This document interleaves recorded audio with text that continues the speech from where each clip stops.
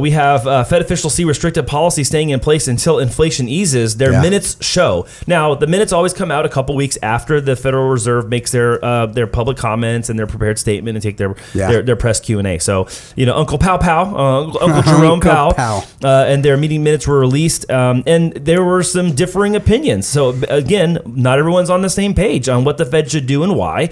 And among the voting members, you had some that say we need to stay where we're at, and some that say we got to do another rate hike. So I know you said, not everyone's on the same page, but it says about 2/3 of the committee actually do want to have another rate hike by the end of the year. So, I mean, that's pretty overwhelming, number of people. Yep. Yeah, it is. And it's going to take something and here it is. That's to tell you the rich, their lifestyle is not going to change, right? Yeah. So it's easier for them to say certain things when the majority of the people don't have that type of account.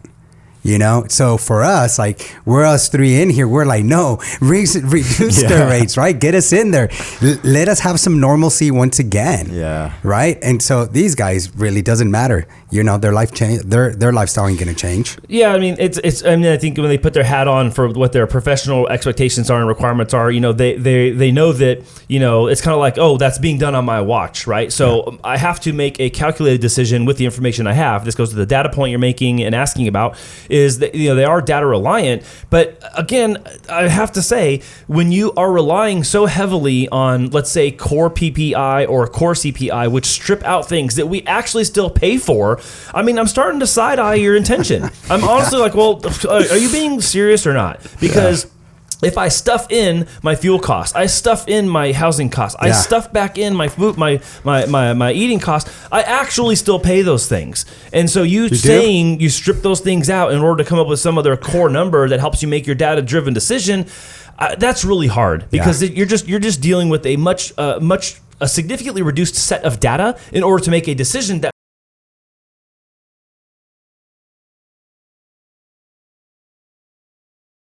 There's unanimity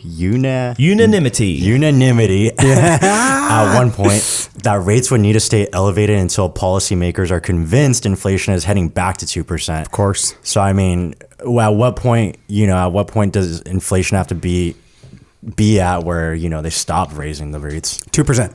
2%? Or it says are convinced inflation is heading back to 2%. So maybe it'll happen at 4, 5. I don't know. Well, again, that is the question, right? At what point do we feel like it's going in the right direction? And I'll tell you that, month over month, when inflation stays at monthly over month, it's at 0.5, 0.6, 0.4. That doesn't cumulatively get you back to 2 until a long period of time. Correct. You have to get to it being 0, 0.1, 0, 0, 0.1 for it to cumulatively go back towards 2 as a whole as an annual number. Yeah. So it's every month we pick up a new month of data and we drop off the 13th month, right? We pick up a new month, drop off one off, pick up one, drop it off. We have to have successive months like that in order to get back to 2. I mean, see, it's just like the best analogy I use is throwing a rock into a pond.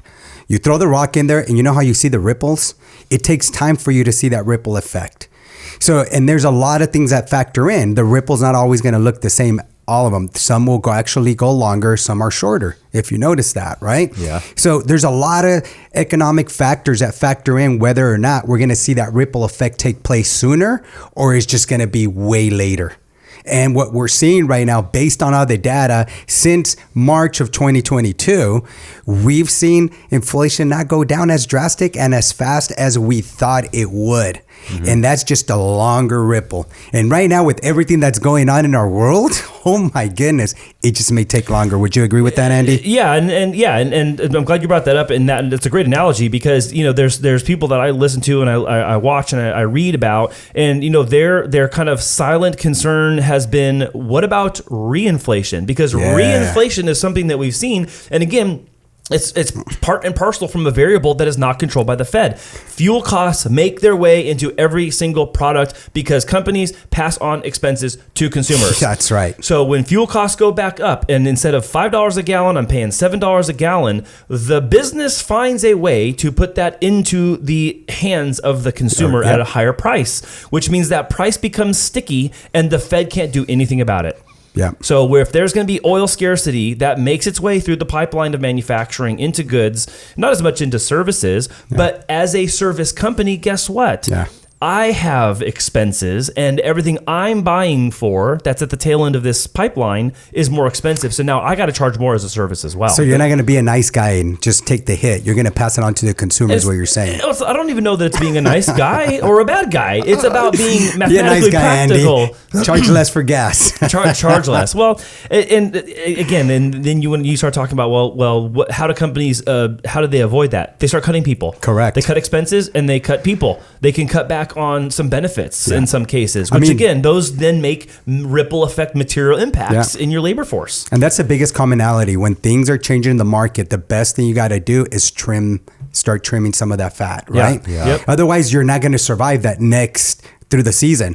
You'll be kind of like just going out in the rain without an umbrella. Yeah. And so what you want to do is you want to take extra precautions and make sure that you're trimming some of the fat so that you're able to sustain through that and weather that storm. Yeah, and I think even in this article, they're concerned about the inflation being sticky, and that there's like an upside risk to prices. Yeah. It's legitimate. I mean, I see it when I'm doing Monday Mortgage Minute and I'm looking at all the data to communicate to people what they need to be looking for and what's happening, what's changing. Along with the need, I'm going to say the need for them to see more unemployment. These are just facts of the case. They've set the stage on the chessboard for them to need more unemployment to curb spending, and curbing spending will help curb prices, so on and so forth. Did that answer your question, Mike? Yeah, or they could just open up that one oil pipeline they closed a year ago. Oh, jeez. That's really funny.